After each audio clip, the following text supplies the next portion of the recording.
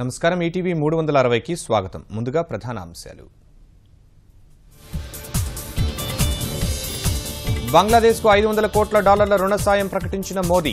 తీస్తా జలాల పరిష్కారానికి హామీ, 22 ఒప్పందాలపై సంతకాలు. ఆదివారం అంతర్రాష్ట్ర మండలి స్థాయి సంఘం భేటీ. కేంద్ర రాష్ట్రాల సంబంధాలపై చర్చించనున్న సభ్యులు.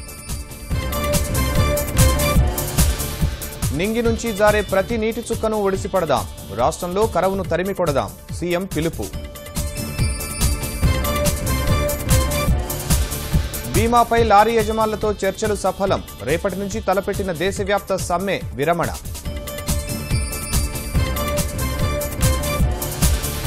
ఠారెత్తిస్తున్న ఎండలు, 4 రోజులు తీవ్ర వేడిగాలులు.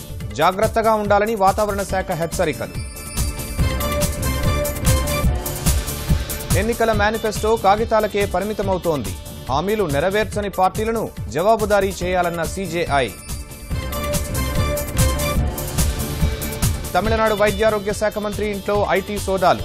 ఆర్కే నగర్ ఉప ఎన్నిక కోసం భారీగా నగదు మళ్లించినట్లు గుర్తింపు.